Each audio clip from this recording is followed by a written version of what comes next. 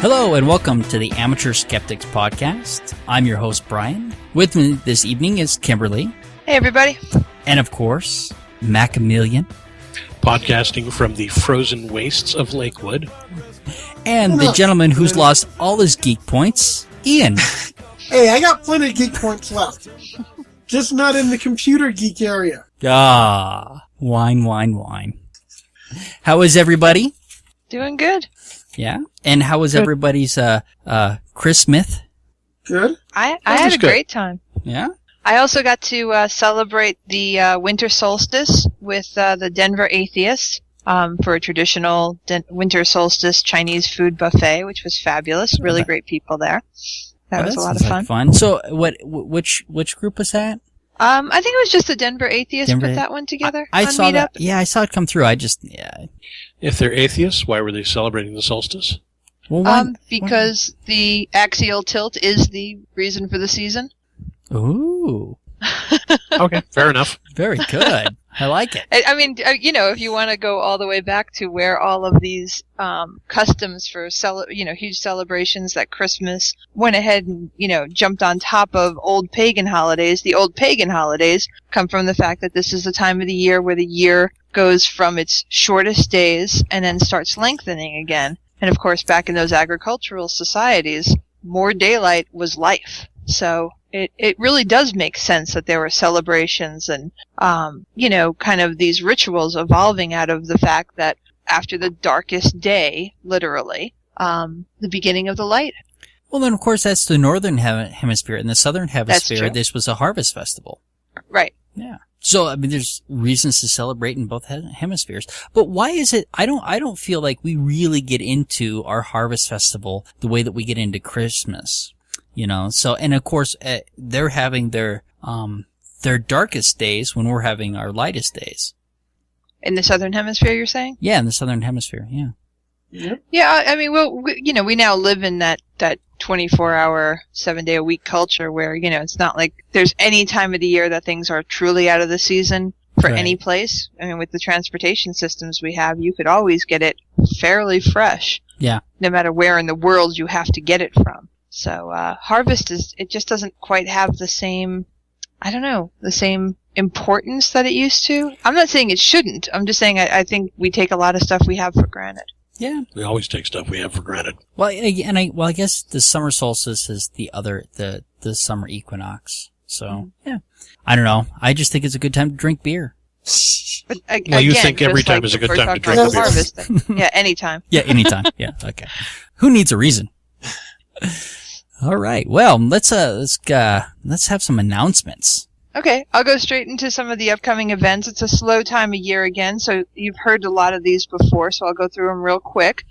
On Thursday, January 5th, it's going to be the third meeting of that Boulder Apologetics group I told you guys about. I've only been to the first meeting. I missed the second. And this third one is going to be on the resurrection. I'm hoping to make it. I'm not positive I will, but if I do, I will come back with a report on it. On Sunday the 8th, the Humanists of Colorado is having a thing on trends in humanism for their monthly meeting. I wanted to mention this one specifically because it's one I'm excited about, and kind of going on with what we're just talking about with rituals and stuff like that. They're going to be talking with Tim Bailey, who is a humanist celebrant, and celebrants kind of take that role of kind of, I guess, providing ceremony and ritual within the humanist organization. It's an interesting concept and one that we've touched on before as to where ritual and ceremony fit in with atheism. But I'm really interested in that one, so I'm definitely planning on attending that. I think it should be a really good presentation. Yeah. Let's see. Thursday the 12th is Mythbusters Live. I haven't bought my tickets yet. Have you? I have not either. We got to look into that and see about going. I think it should be great. A couple events at our favorite Denver Museum of Nature and Science. On Wednesday the 18th is a zoologist's amazing Mongolian adventures. On the 19th, Sean's very excited about knowing his snow because right now he only knows the yellow snow and the regular snow, so he's going to learn about more. Right? Anyway, Wednesday the 25th is the museum's 60 Minutes in Space. That's a free program where they just go over news events. I would highly recommend it. Learned a lot last time I went. They skipped December, so I bet the January one will be exciting. On the 28th, our old favorite IIG Colorado will be having our monthly meeting at a library on how to do research techniques. So that should be interesting. Yes. And looking forward all the way to February the 13th, the way we all really should be celebrating Valentine's Day, of course, a day early, celebrating Darwin Day, celebrating Darwin's birthday. And that's really all I've got right now. Like I said, it's kind of a little bit quiet. I think people are waking up and getting ready to move. So we'll have more announcements next time in 2012. All right. So, unfortunately, on the 15th, Christopher Hitchens passed away. So this was, I don't know, as much as you know this is coming, I mean, it still was, really sad, to finally read the articles and see that we had lost this man, this great man. Mm-hmm. Well, and what is interesting about the guy, one of the things is that whether you agreed with his position or not, even the people that he debated came out and talked about what a great man he was. And so he was celebrated even by the community that thought he was going to hell. Mm-hmm. Yeah, and I mean, even in our community, who celebrated a lot of what he had to say, because he said some great stuff. It was funny reading blog entries, and I really kind of spent the day, like you, I knew it was coming, but it still kind of affected me. Just reading different things about him, watching him on YouTube and stuff, and I don't think I saw a single story go past where they didn't say something to the effect at one point or another in the article, here was a man you could hate, because no matter how much you agreed with him on some things, you were not going to agree with him on something else. Right. And he was going to be just as eloquent about what he disagreed with you on as he was on the stuff he did agree with you on. Yeah. I thought that was fun. Yeah. Oh yeah, absolutely. One of the things, so I started watching his debates on YouTube, and I have a list of 5 great Hitchens debates that Misty put up, that I'll try and make sure they get into the show notes. And so I've been watching those, and it is amazing how eloquent this gentleman is. And some of the people that debated him, one of them is Rabbi, whose name I can't remember. Even during the debates, he's like, it's important, to have these debates and discussions with Hitchens because it challenges us. We have to work through these things even more. And so I really got the impression, no matter how much these people disagreed with him, nobody hated him. They continued to come back and have debates with him over and over and over. Mm-hmm. Yeah, so that was a lot of fun. So that's what I've been doing. And to celebrate him, I have a nice, single barrel bourbon to celebrate Hitchens with. I know it's not Scotch, but. I've started rereading, God Is Not Great. Yeah. It is a fantastic book, and it's been a while since I picked it up. But, yeah, we lost one of the good ones, and it's a shame. Another thing, to bring up with him, and just kind of the movement, if you will, because a lot of times we're accused of having our own saints and, science is a religion and stuff like that. And again, just that fact that while he was definitely a hero of the movement, I don't think anybody ever confused that kind of hero thing. Even if it was hero worship, I don't think it was ever confused with him being unerring or perfect, or like, if Hitchens says it, we believe it. Right. We've got our marching orders.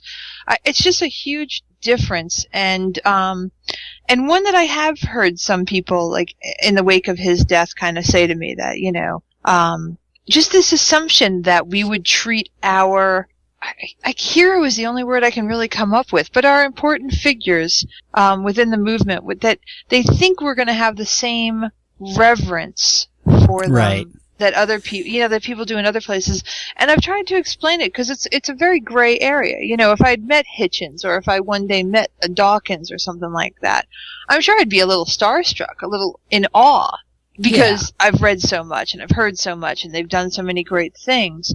But I don't think that quite gets to the point of the worship that I think happens in maybe some other areas. No, certainly in religion, but maybe even in sports and stuff like that. But it's a tough line because I'm sure I'd be a little. It is, but I'd have trouble finding my voice in a situation. These people are inspirational, and I think that as an inspiration, it's great to look at Hitchens. But every time somebody honored him almost as a hero, he would squash that as quickly as he could. He doesn't have to be idolized, and he didn't want to be idolized. He did not want to be idolized. He would have a huge problem with that. So we'll miss you, Hitch. Yep, we will. So, all right. So let's start with my book review. Yeah, your book review, please. Okay, so a few months ago I picked up the book Not in Front of the Children: Indecency, Censorship, and the Innocence of Youth by Marjorie Hines. It was an interesting book. It's basically a 265-page essay on censorship, followed by 105 pages of notes, basically her references, where she got everything from. That's 105 pages of those. And then a 30-page index. So it looks like a really big book, but just over half of it's the actual essay. And it's definitely an essay. Don't go, if you pick up a copy, don't go into it thinking this is going to be an entertaining read like some of the other stuff out there. She definitely wrote it as an essay. It's a very dry read, but it's a very interesting read.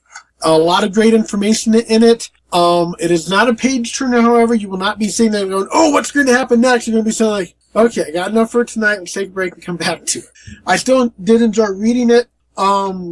It starts off, hundreds of years ago, with the beginning of censorship in America, basically. Oh, that even goes back further. That's right. It actually goes back to, ancient Greece ideas and such. And it goes through the ideas of censorship from that time frame. Doesn't follow it too well, does some jumps, catches up to America, and then basically goes through the American history of censorship, all the way to the modern day. And it covers just about everything. We're talking about a couple hundred years ago. If you tried to post something that the post office itself deemed inappropriate, they could have you arrested and thrown in jail for it. It's interesting. And that's even in face of, the idea that we had freedom of speech. Yeah, that's, this is after we established the, Bill of Rights. It said freedom of the press and stuff. The post office itself could say, hey, listen, this book that you're trying to ship to people to a bookstore, we think is inappropriate. You're being arrested. And so apparently they could violate your mail and stuff if they thought you were sending something inappropriate through it. So a lot of the earlier fightings were over that. Hey, listen, we should have the right to express ourselves. And they're saying, no. It goes into the general idea throughout it, though, is just about every time a censorship argument came up, one of the main arguments was we have to have this censorship in place because of the harm it will do to children if they can get a hold of this material. Yet, every single time, the people claiming that there was going to be great harm done to children provided nothing at all to back up their claims that any of the stuff they were trying to censor could harm kids at all. So would you make that akin to like the idea that violent video games make people more violent? Right. Those kinds of claims that are unsubstantiated. Completely, and they never, and yet they brought up in court over and over again. That was a justification, time and time again. And yet, time and time again, they never, even at a point where the stuff started to come back and say, no, actually, there is no evidence this harms kids, they'd still use that excuse and still fight for it. Right. And it goes through, their arguments would start getting, well, okay, this isn't necessarily something the kids will buy. Okay, I guess we'll let it go. They had to fight that way quite often. And, it goes into how the rating system came into play, stuff like that. Mac put up a link to the Comic Code Authority on our page. It does cover that. Right. So it goes through all the history of it. And I didn't even know that George Carlin's famous 7 Words You Can't Say, that was originally aired on radio live. Oh wow! Yeah, I didn't know that either. Yeah, and needless to say, that caused a huge stir. And That then would. they go through that in the book. Yeah. Now, they have a few pages in the middle that show some interesting comics and stuff. The thing I thought was the greatest, because there was issues about masturbation, apparently.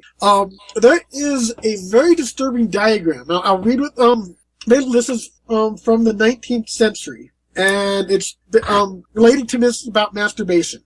This looks like a bizarre harness a man would wear, and here's what it says. Albert Todd's electrified anti-masturbation harness number 2 included a bell that sounded in the event of an erection.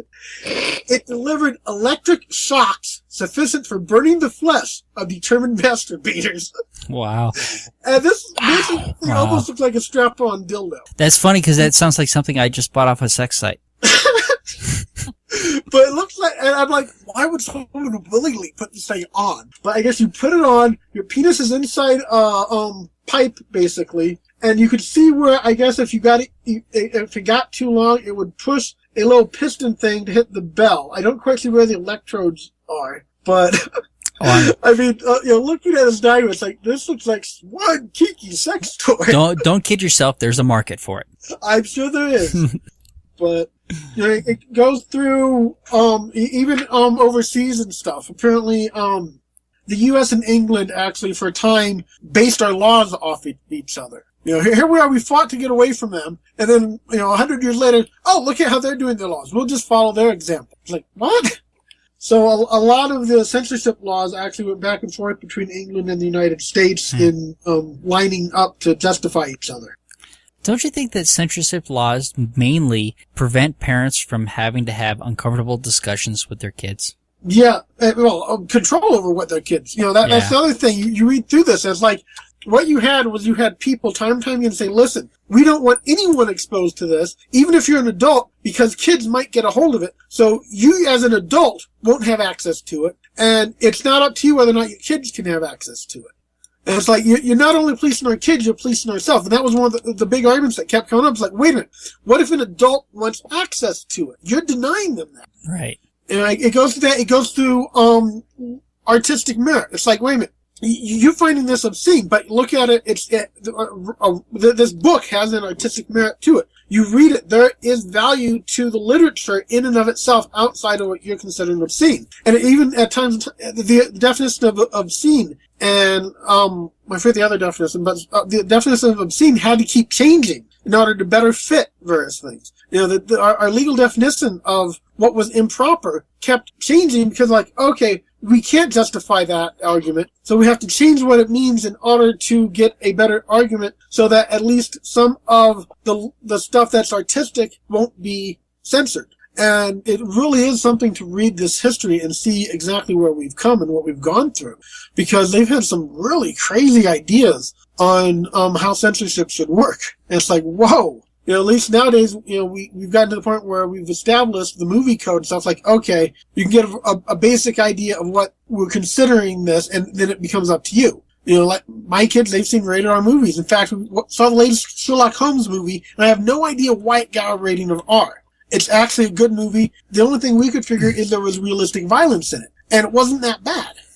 Yeah. And I would also encourage you, Ian, because you might not know just how insidious the rating system is. There's a great movie and a whole nother set of research you can do, but check out a documentary called This Film Is Not Yet Rated. This benevolent rating system thing is completely controlled by a group of people who have elected themselves to tell us what we should and shouldn't say. It's completely arbitrary, it's biased, and a lot of people love it, but it's like the censorship concept, in a really crazy way. Well, how can it be anything but biased? I mean, the bias goes on the people making these ratings in the first place. Mm-hmm. I mean, that's why I think I prefer the TV ratings nowadays to the movie ratings, because TV ratings tell you, okay, this contains adult language, adult situations, sex, nudity, whatever, and you can only say, okay, and you have a better idea of what actually is in there that might be offensive. Right, but what does adult language mean? I know that I agree. There is a level of I prefer to watch the stuff first, say, okay, are my kids ready for it? But the rating systems should be better than they are. But I agree, they are fairly arbitrary, and quite often they don't make any sense. I mean,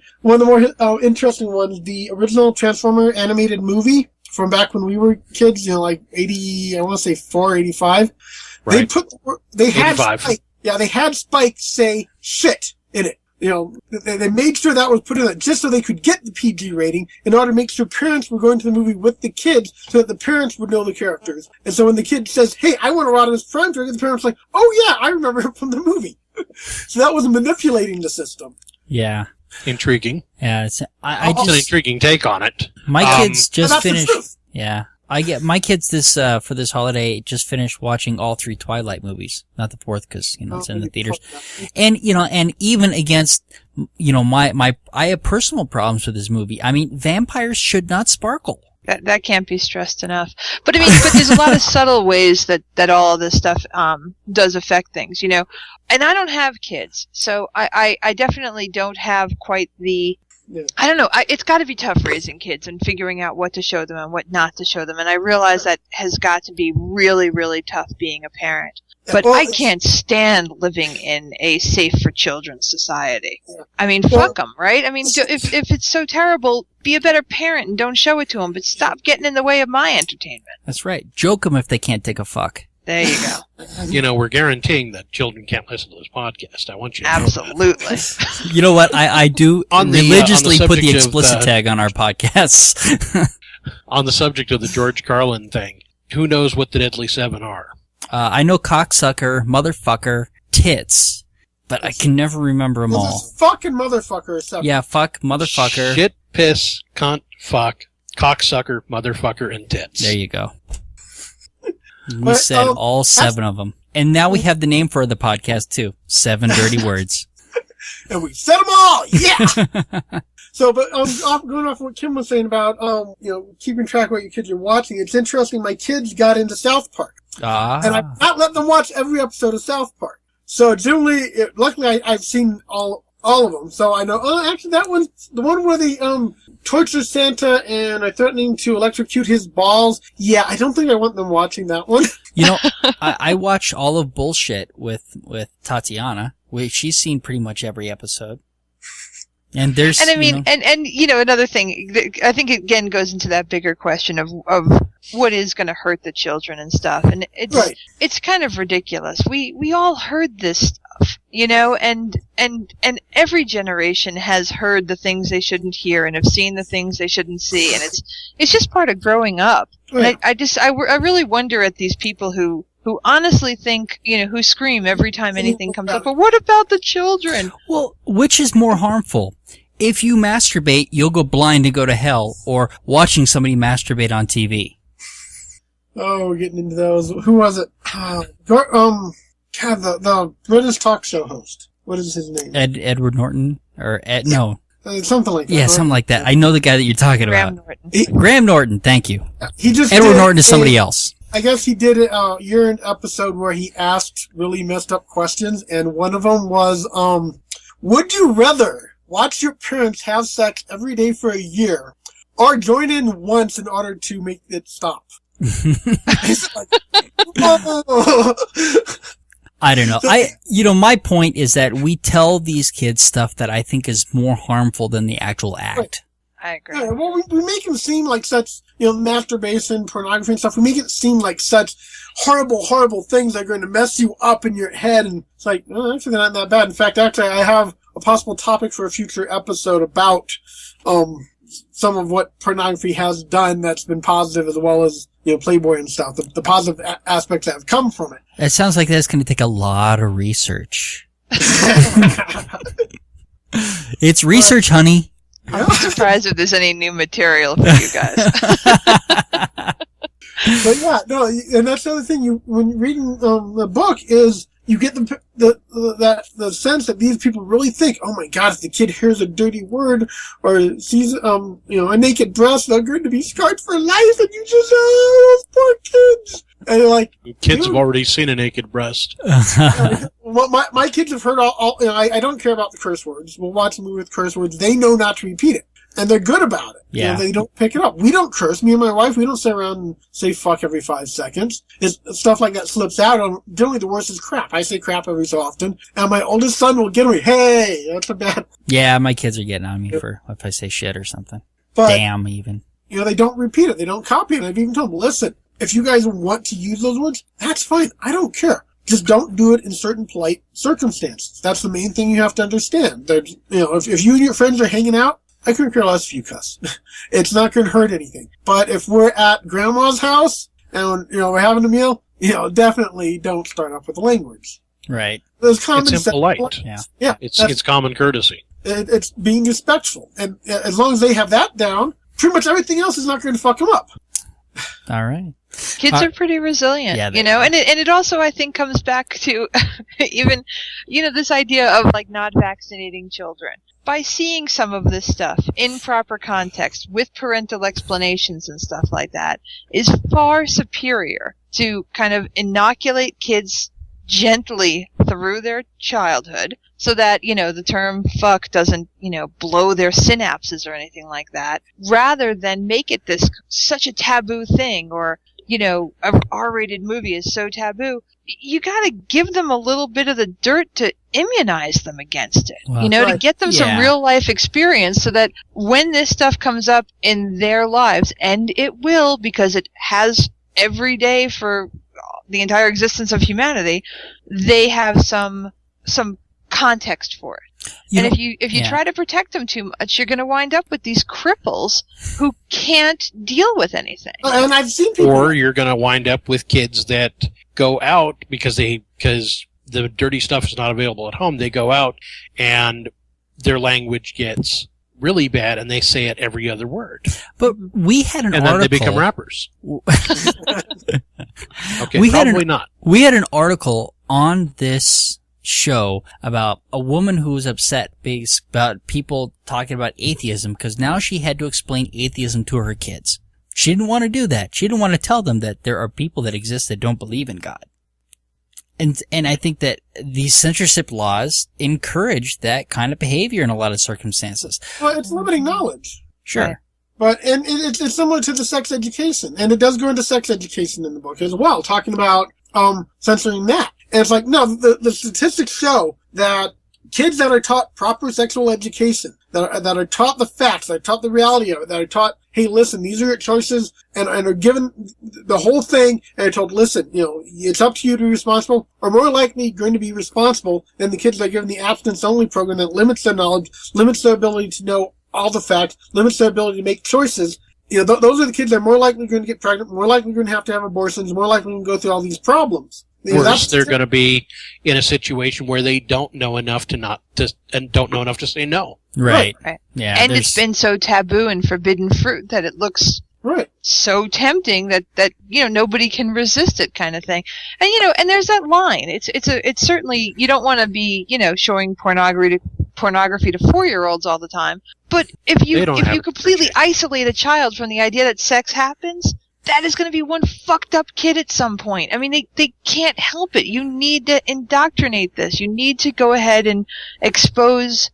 I think that the role of parenting is to make a good functioning member of society. And this stuff exists, and you've got to get ahead of it. And I think, isolating a child and hoping that if they never hear about it, it'll never affect them is retarded. It's just stupid. And it will just result in kids who are more screwed up and don't have the tools to deal with things than if they are exposed to these kind of things. So, well, and I've told you my hypothesis about this, that kids should know about sex and they should know that mommy and daddy do it. They should know what that sock on the door means. That's right. That way when they go to it, they can think about their parents doing it. Whoa! That's a good way to make sure they don't. Exactly. See? Abstinence. It's not what mommy and daddy are doing. Yeah, I do I haven't read this one, but I do think that there is a lot of hysteria with the, think of the children. That's just ridiculous. You could write this same book about political correctness too, I think. With everybody feeling that they have the right not to be offended. All right, let's move on, shall we? Oh. So, censorship good, moving on, bad. Oh, censorship bad. Oh, bad, right, bad. Moving on good. Okay, get those confused. Yeah, no, we're here to help you. All right, I guess now, Mac, you have is this related? Oh, there's related to your censorship. Mac, did you want to? I just, Ian already referenced Okay. the Comic Code Authority and said it is mentioned in that book, and I figured it probably would be. All right. I just put those in there for resources. Okay. The very Comics Code Authority was instituted because basically some people in government were deciding that comic books with certain things in them, scenes of violence, scenes that... Comics time. There were tons of horror comics Yeah. out back then. Horror Okay. comics, yep. So just another Basically, resource. comics that had certain things in them were seducing the innocent and exposing children to things that they should not be seeing. And so the Comics Code Authority was created, which was a self-regulating body that the comics industry basically policing themselves so that they wouldn't be policed. Yeah. And that Comics Code Authority was finally abandoned completely, like, last year or this year. I think the last bastion of the Comics Code Authority was DC, and that went out the window. Yeah. That think was it's surprising this to year. see how long it went. Yeah.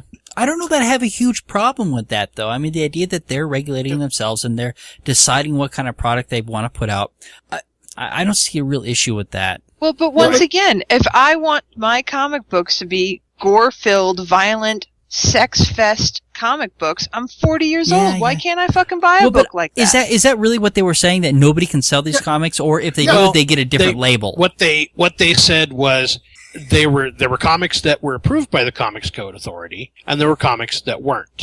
The comics that were approved by the Comics Code Authority pretty much were the ones that hit the shelves. The other ones were more underground comics and...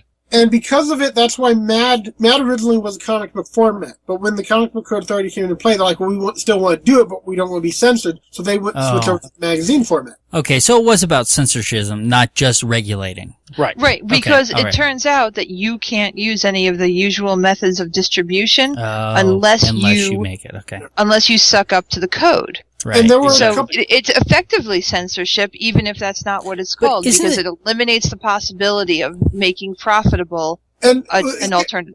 it got weird at times because there was a couple issues of the Amazing Spider-Man that dealt with drug. I guess Norman Osborn, or not, Harry Osborn, was basically ODing on drugs. He had become an addict and stuff. And so there's a couple issues that actually dealt with that storyline directly.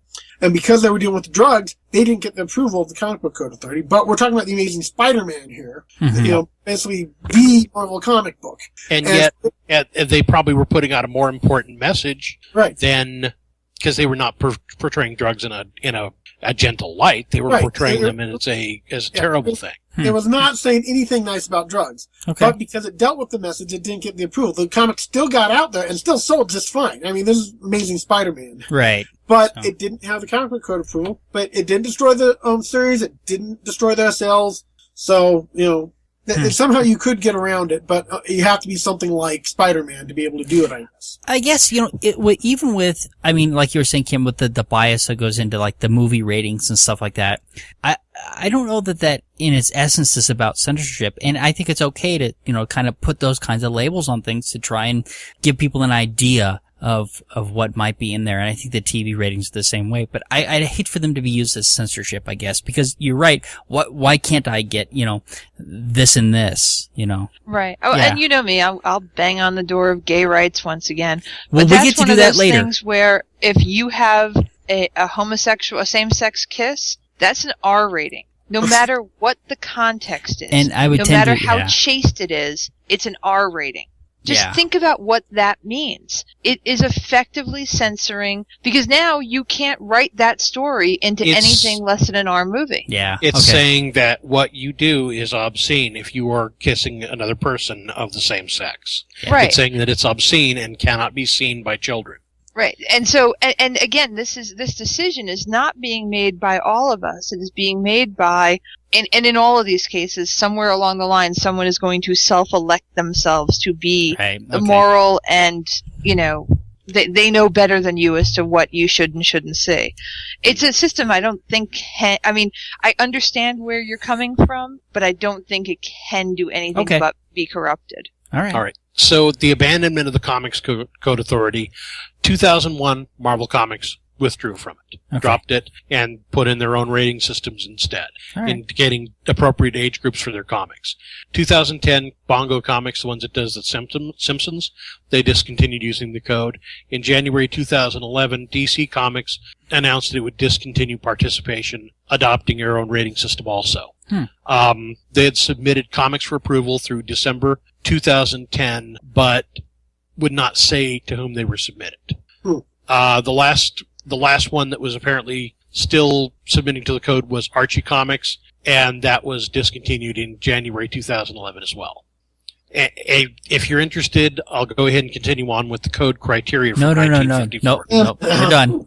Move on. Okay. Good. Censorship bad. Okay.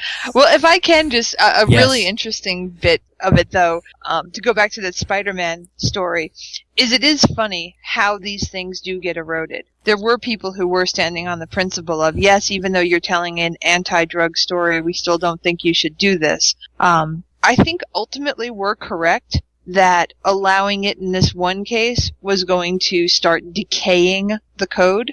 I personally think that's a good thing. I think the lack of a comic code is good. But I do think these people do have some legitimate worry about this kind of stuff when they say these kind of things of what's going to, degrade and decay and erode at these long-standing bastions of censorship.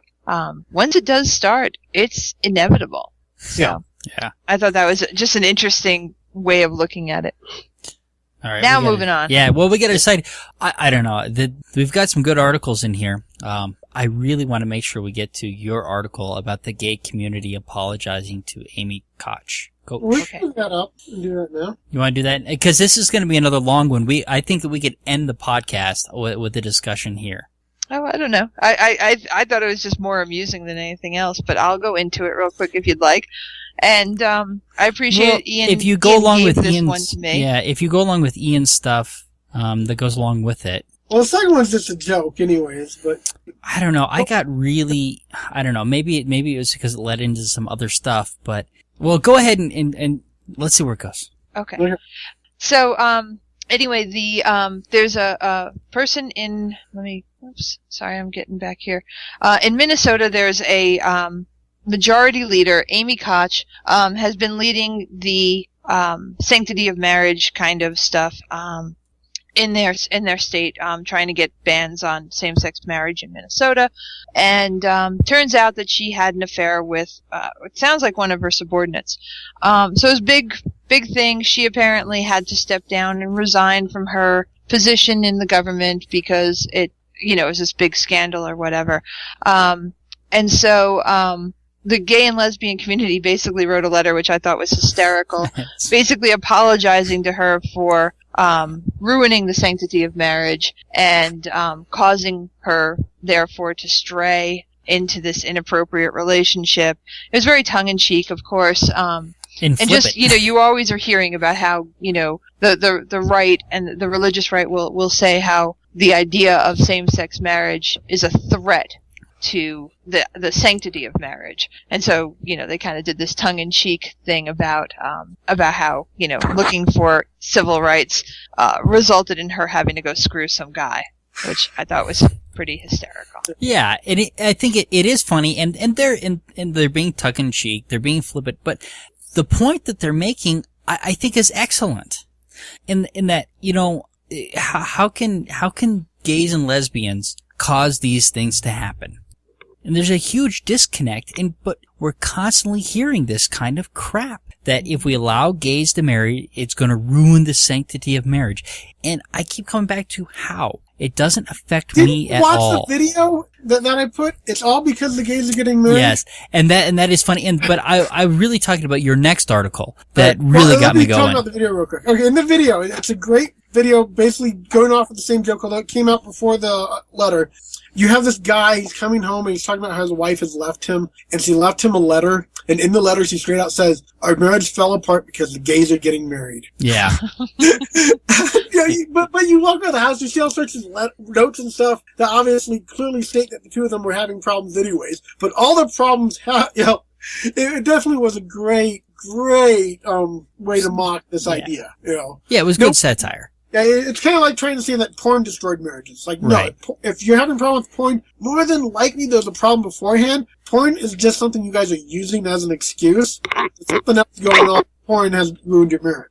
And so if you won't blame the gay community for destroying marriage, and you're having problems with your marriage, trust me, there's something else going on. Okay, but that's Hell, if not it's used right, it should be enhancing your marriage. right. But that's not the one that really. Okay, so I mean that's funny. It's this next article that just irritates the crap out of me. Well, this kills all their arguments. I mean, if she's right, then how can gay marriage even happen if the gays aren't real? It doesn't matter. What they're saying is that there's no proof of homosexuality, right? That these people are choosing to live this way, and that it's strictly a choice. And this comes back to what Kim always says.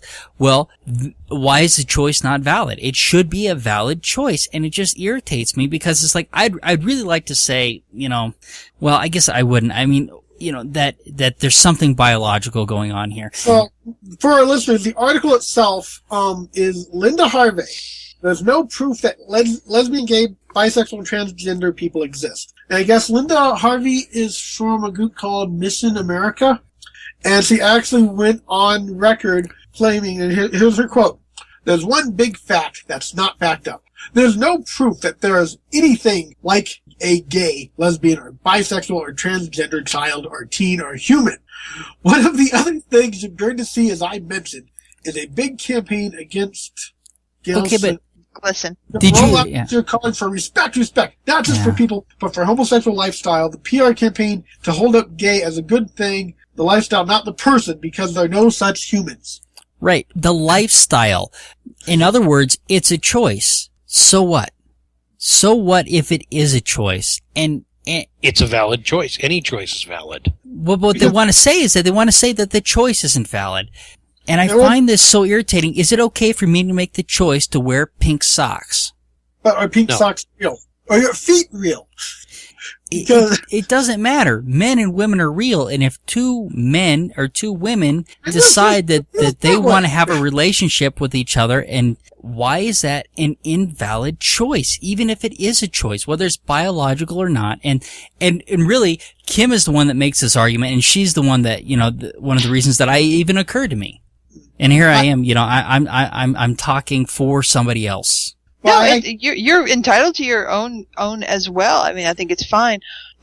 It's an interesting point of where she thinks she's even coming from here. Like you say that if you've made this choice, it still somehow is not your choice because you still don't exist. It's a very bizarre little comment. I don't think people exist to her. I think everyone has to be a cookie cutter, is what it almost sounds like. It's like, there is no individuality. Everyone has to be exactly the same because that's the way I want it.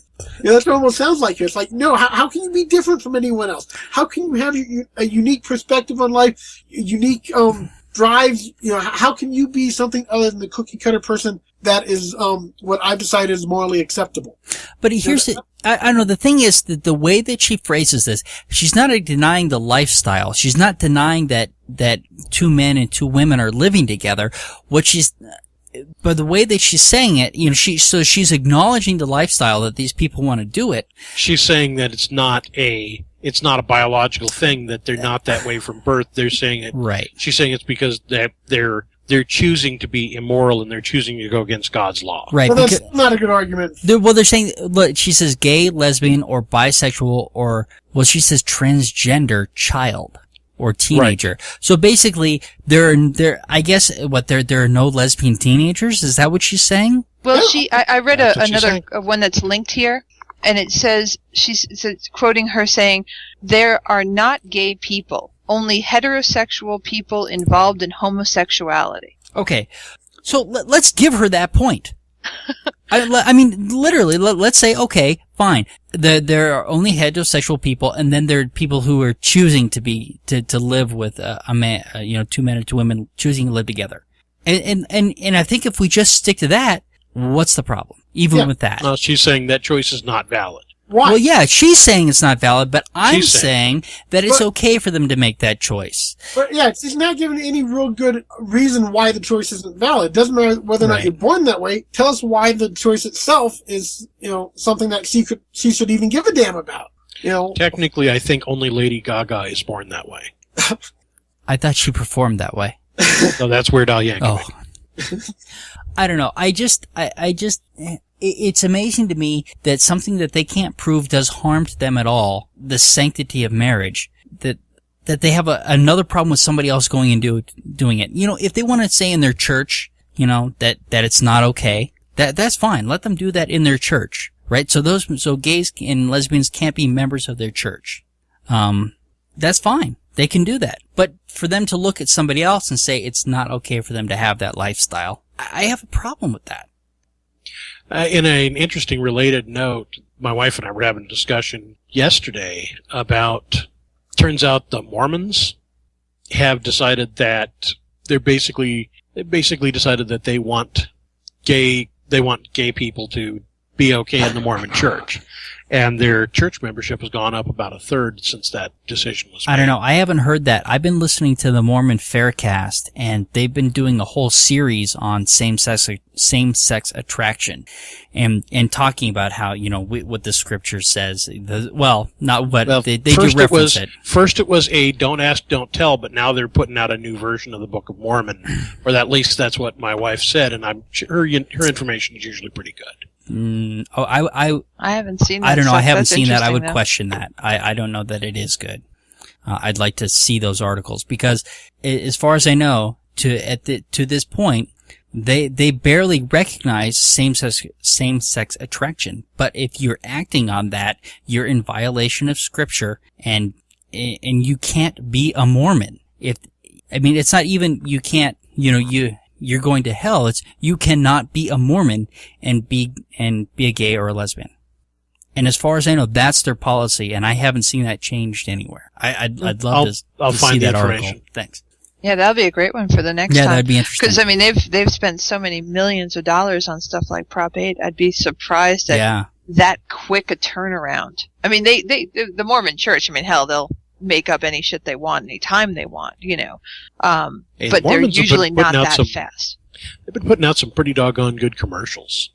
Have you seen the one? You've been enjoying them? I like the guy who's a scientist and a Mormon.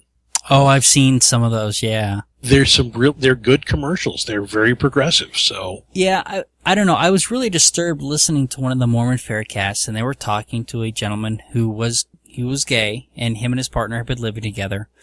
And, you know, and now they still live together, but now they're not having sex, apparently, and he's even talking about how someday he'd like to marry a woman. And it just boggles me because it's like, he's been, I don't even know how to say it. He's been gay all his life, right? And somehow, you know, this is the pray the gay away type of thing, and he's gonna go marry a woman.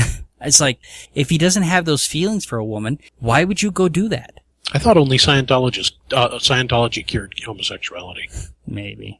I've also loved the people pointing out, you know, all these people who say it's a choice and nobody's being told that the gays can't marry. They're absolutely welcome to marry an opposite sex partner anytime they'd like. Yeah, exactly. And I'm like, would you like to offer up your child? You know, well, would you want your son to marry me just to go ahead and save my soul?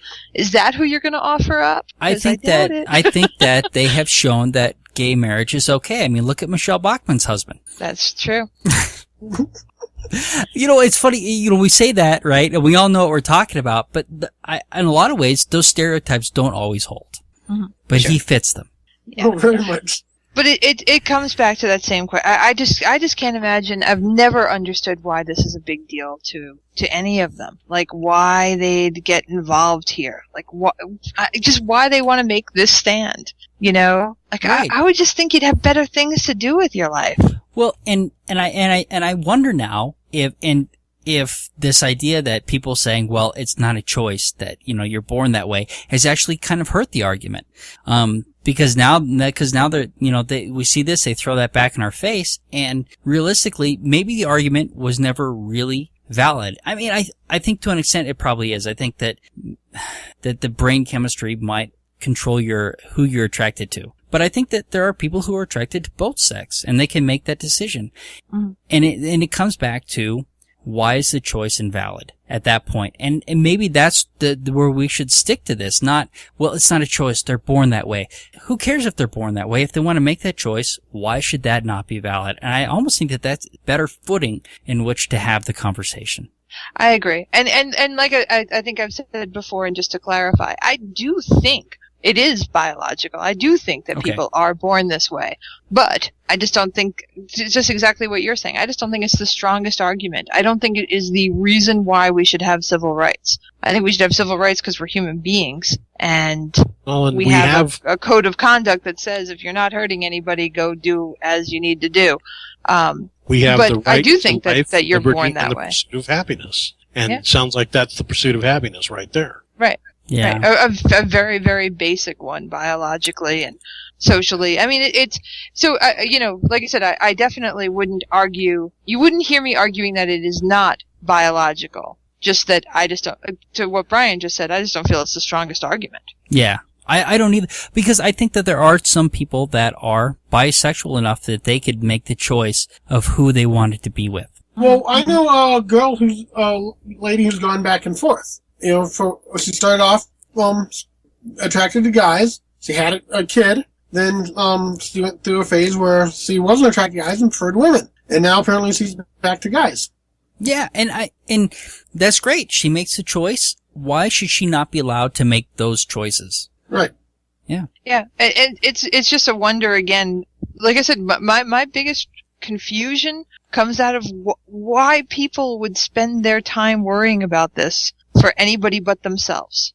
I can't imagine being this concerned about someone else's sexual choices. If I'm not the one sleeping with them, why would I give a shit? Well, I just can't imagine. That's a really good point. But it's just pure fear mongering. But I guess this is a strong issue, but their religion likes to tell people what they can and cannot do. They want to be the bottom line of morality, and so if they let one thing slip, and maybe this is a slippery slope fallacy argument, but more and more things will start to slip, I think, as well, or at least that's what they're afraid of, and they might be right.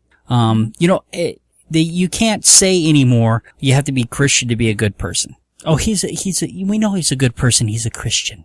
I think that we can refute that argument pretty well, can't we? Yeah, you can find people who are good. I don't know that everybody would. Okay. You can find people who are good who are not Christian. Well, you can find people who are bad who are Christian. Exactly, and that's my point. But how often have we heard, he's a good Christian? Well, what does Christian have to do with it? He's either good or not. Christian is just a label on top of that. Mm-hmm. Yeah. Yeah, I think I've talked before about Dan Savage. He's one of my little heroes. I love reading his stuff. And he keeps a running, blog posting that he calls every child deserves a mother and a father. And it's just these stories, that he gets from like some kind of Google News reader or whatever about basically same-sex or opposite-sex parents, married or not, who do awful, awful shit to their children. And it's unfortunate, and he's not, celebrating this awful shit going on. It's just the fact that, having opposite-sex parents, having a mother and a father does not guarantee anything about the life of that child. Well, because to your point, there are good and awful people out there, and it's absolutely no guarantee. But it's in response to the people who still every day will shout that every child deserves a mother and a father. And it's like, but that doesn't guarantee anything. It's the quality of the person. It's the quality of the parenting. And, again, it's, if you have love for the child and some sense in how to raise them, it can be anybody, but it's again, I just to your thing, like who would possibly think that? Unfortunately, there's quite a bit out there. Oh yeah. We live in a isolated little community that's far and away smarter than the rest of the population. Yeah, well, I sent you a video about a gentleman speaking. I don't know where exactly he was speaking, who had two mothers, and he talked about how he grew up as normal as anybody, having gay parents. Mm-hmm. Did you see that video? I'm not sure if I saw that one. I saw it. It was actually really well done. I sent it to you. Oh, okay. I'll have to look. Yeah, did you hear Hillary Clinton's UN speech? I did hear about that. Yeah, that was fantastic, and I found that from my new favorite site, which is endtime.com. They have a prophecy related news section, and I saw that on there, and so I'm looking at them right now because I love, what they consider, signs of the apocalypse. And right now they've got up there, Romney says he will continue Obama's policies of having homosexuals in the military. And that's, of course, to their, this is signs that the end times are coming. Homosexuals in the military. Homosexuals being able to gay. Or to gay. Boy, that sounded really bad. What are you marry. doing today? Oh, No, yeah, can I re-say that please and say marry instead of homosexuals being allowed to gay? Oh, that's going in our trailer. You can marry, but you can't be gay when you do it, damn it. What else we have here? Related ID actions affected in January. So anyway, I love to go to this site and see what they're saying are signs of the apocalypse that day. That's awesome. Yeah, so endtime.com, my new favorite site. Right. They have a whole 14 DVD set that goes through the Bible, basically showing how the end times are coming and everything. It's like, boy, I really want this, but I don't want to pay $200 for it. So, oh well, I guess I will never know. I don't know. Time to bust out. Maybe not the name of the podcast, but just write a really sweet letter about how you do a podcast and you'd love to review it. Yeah. And just be a little bit vague. I bet they'd send it to you. Don't lie. I won't lie. Just leave some stuff out. Okay. I'll think about that because I would definitely like to watch these videos and see what they've come up with here as far as their end time prophecies. Yeah. All right. What else do we want to do, guys? All right. Well, shall we go back to the? I thought the Mayan ruins. Yeah, the Mayan ruins was cool. Sean, you want to tell us about the That was Mayan kind of interesting. ruins? Yeah, I thought that was actually really cool. In North Georgia, they found the ruins of an ancient Mayan city believed to be at least 1,100 years old. They basically believe that they are the remains of a city built by Mayans who were fleeing wars, volcanic eruptions, droughts, or famine. In 1999, they led University of Georgia archaeologist Mark Williams led an expedition to investigate the Kennemer Mound, which turned out to be a large five-sided pyramid built in approximately 900 AD. It was originally believed to be a natural feature, but it was actually a pyramid built on an existing hill. So I That's guess fascinating because there's so many times when you do see these kind of natural formations and you think, wow, it doesn't look like it's natural. It looks like it must be something else. And here it is. People just assumed it was natural, and it turned out it wasn't.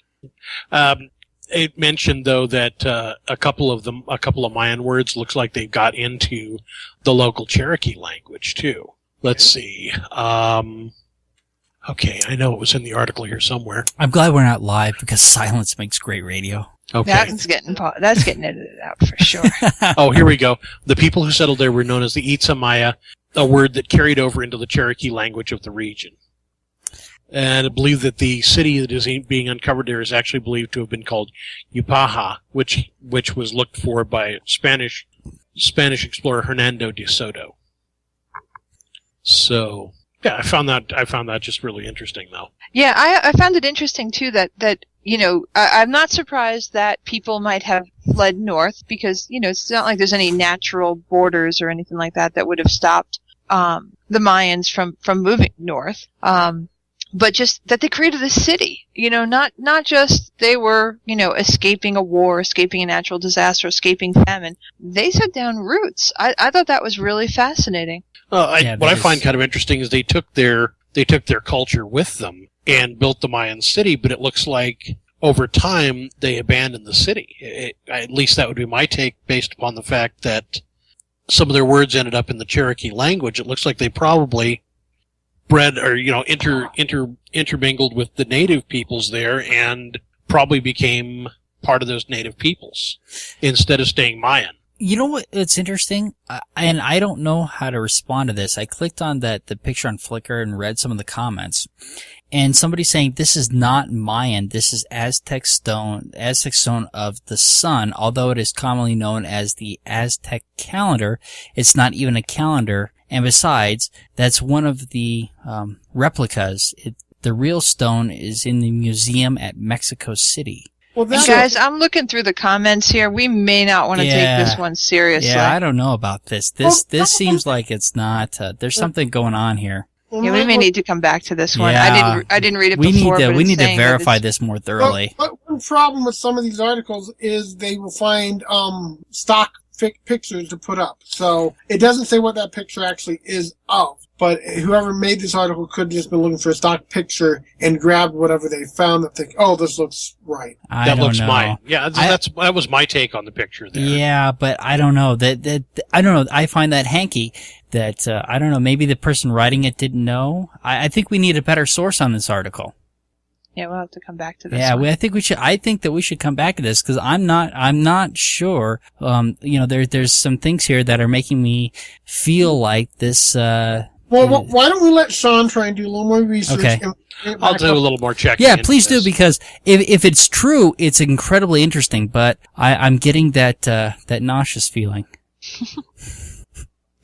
All right. Well, let's All right, move on to let's the move on. unleashed mind. Oh, okay. Okay, I wish you could. I don't know why. It's weird. You're saying you only got the preview now. I can only get the preview. Originally, I'm not subscribed to it, but I got the whole 5-page article. I don't know Okay. why you that did? was. That was a bit weird, but it's okay. So this article itself goes. It's called "Unleashed Mind: Why Creative People Are Eccentric," and it goes into the how your mind works. And why often creative people seem to have odd things about them. And it starts off talking about some of the more famous stuff you've seen. I guess Dean Kamen, one of the most successful entrepreneurs out there. You'll never see him in a suit and tie. He apparently dresses exclusively in denim. It talks about how, I guess Albert Einstein picked up cigarette butts off the street to get tobacco for his pipe. Everyone knows about Howard Hughes. It mentions him a couple times in the article. It talks about Charles Dickens was said to have fended off imaginary urchins with his umbrella. It mentions Michael Jackson. We need to go there, I don't think. But it talks about how the article itself goes into looking at the mind and seeing the connection between being creative, being, really brilliant, and not quite fitting in with the social norm. And part of that comes from the way it apparently seems like they absorb information around them. And a disconnect to, it's hard to, you really need to read the article, especially since we only have access to the first page of it right now. But it actually, went through doing some real research on exactly what is going on there. And, especially someone like me where I'm well aware I have, and that's the other thing, it talks about how they're often well aware they have eccentricities and little things like that are going on, but they push it to the back burner kind of thing because it's not what they want to focus on. They don't want to worry about whether or not what they're doing fits in with what everyone else around them is doing because that actually, affects the process. So, one of the things that I like is I very much read through it, saw myself in some of this, because, I can be a bit eccentric at times, and I definitely feel I'm a creative person. Anytime I start a Halloween project in my backyard, you can ask my wife, it gets weird. Okay, so, I'd like to ask her. Can you go get her so we can ask her? But, I will, when I start a project, I can get very bizarre and very toned out on certain things while overly focused on all sorts of other things. And, certain things like, what? That's important? Why? And so I can definitely appreciate the idea that, yeah, there's definitely a connection to being creative and being eccentric at the same time. And so I like the article because of that, and I wish we had the whole article here.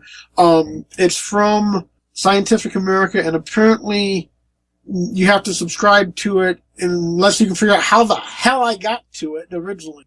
I think I went off of someone's Facebook link. I don't know if that went through their account maybe, and somehow relinking it didn't. I don't know.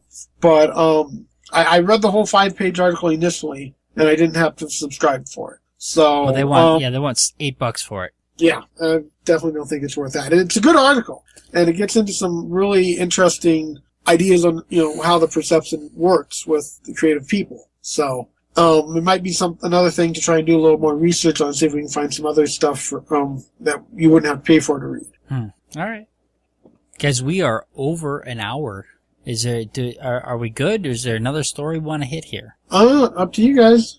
You know what? We can hit the 5 doomsday prophecies real quick here. I keep going back to this. I think we ought to get to the 7 most questionable haunted items on eBay too, because we keep moving that from week to week. Oh, it goes through 5 of the most recent doomsday predictions. But here's the thing: is that it doesn't even get even close to. It only scratches the surface. If you check out a brief history of the apocalypse.com. It's a brief history of the apocalypse, they abbreviate it. If you Google it, you'll find it. They go through, the amount of doomsday prophecies, just for, this last decade, there's many of them.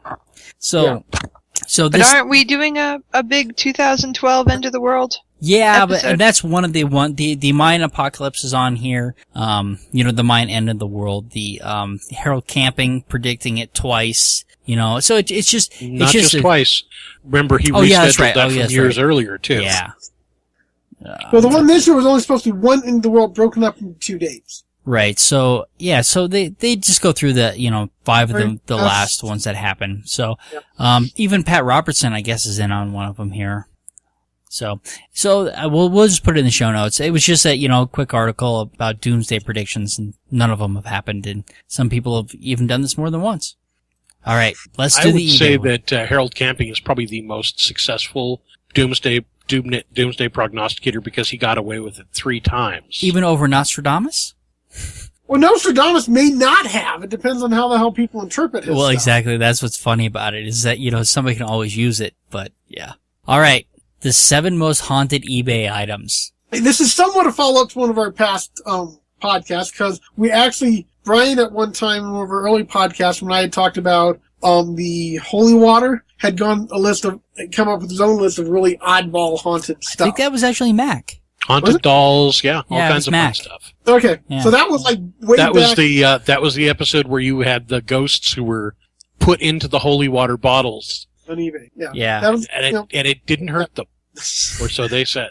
So, anyways, once more, going off of that, there is a huge trend of haunted stuff on eBay, and it can get really silly as to the stories. They have whole great stories about the doll, and it just gets silly. So, most haunted magic baby girl doll murdered by her own mother. She is very active.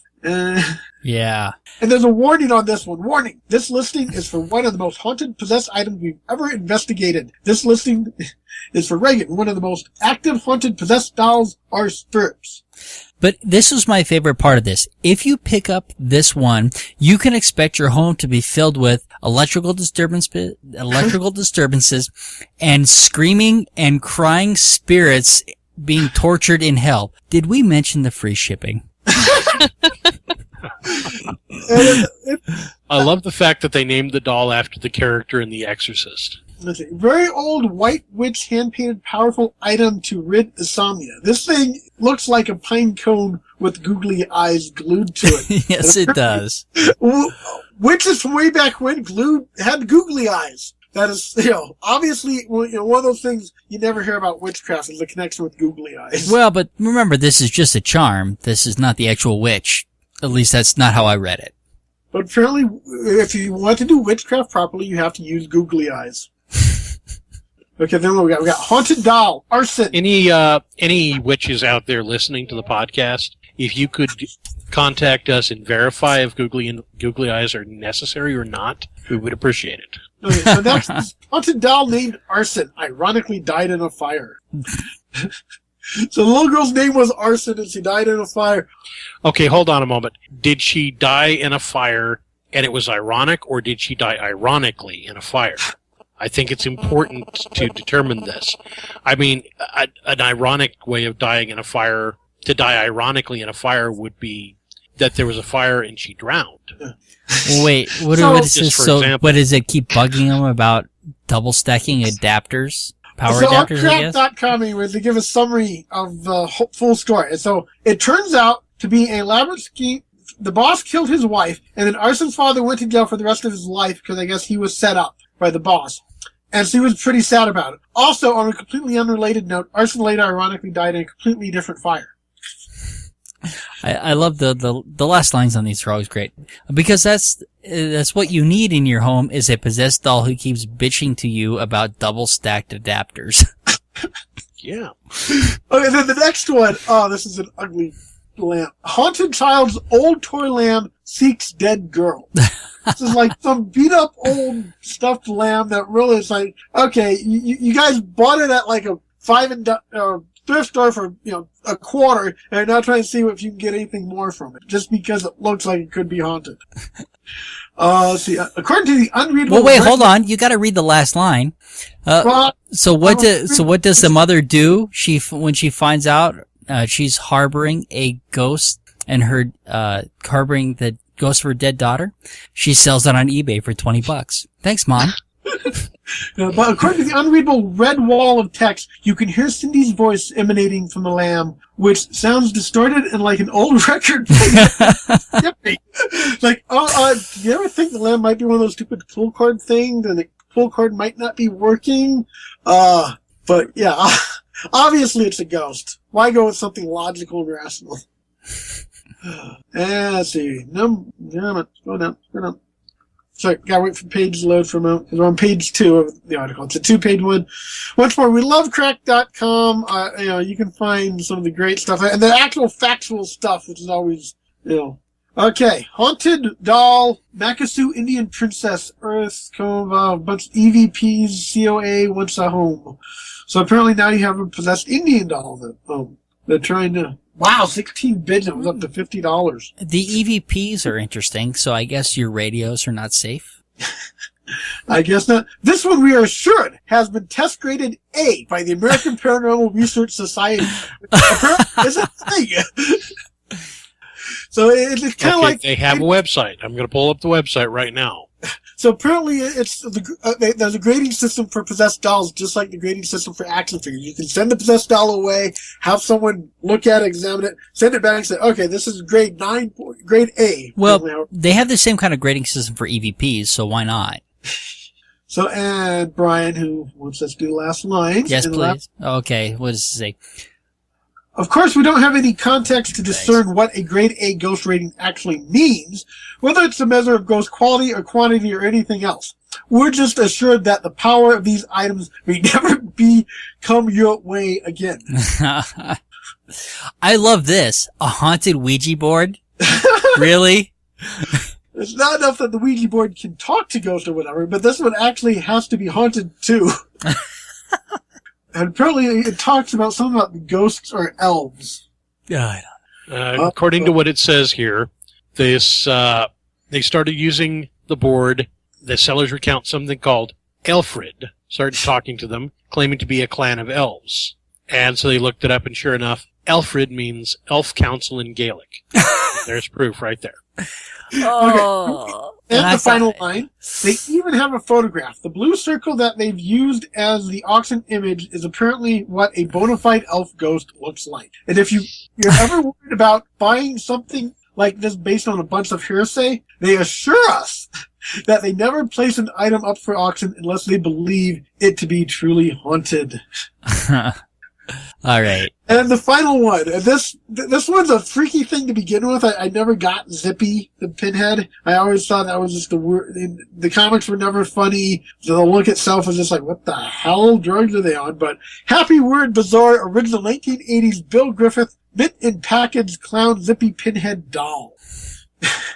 Don't be fooled by absolutely every inch of this ridiculous-looking thing. Zippy the Clown Doll is, to quote the auctioneer, the worst evil imaginable. Actually, we can kind of believe that. At least they keep it in a plastic bag. According to the seller, the plastic bag is the only thing stopping Zippy from wreaking all kinds of child's play-style murderous havoc, because wretched cursed hexes are notoriously thwarted only by a quarter of a millimeter of cellophane. Right. Those are always fun. We had a good time last time we looked for haunted items on eBay too.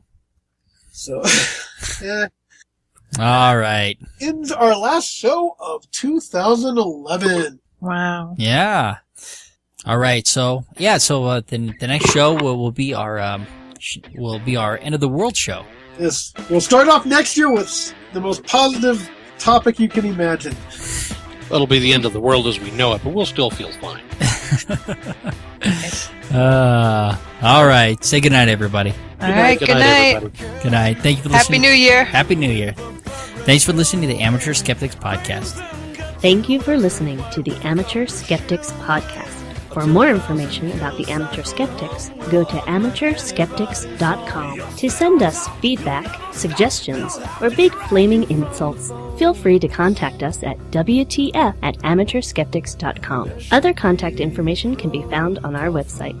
You can leave a voicemail for the Amateur Skeptics Podcast at 720-295-7785. Music for this podcast was provided by OFM. To find out more about OFM, go to myspace.com/OFMHQ. This podcast is released under a Creative Commons, No Derivatives 3.5 license. Thank you for listening to the Amateur Skeptics Podcast. Amateur Skeptics website, Facebook, and podcast album art is provided by and copyright Shadow Knight Digital Portraiture. Larger prints or custom pieces are available upon request.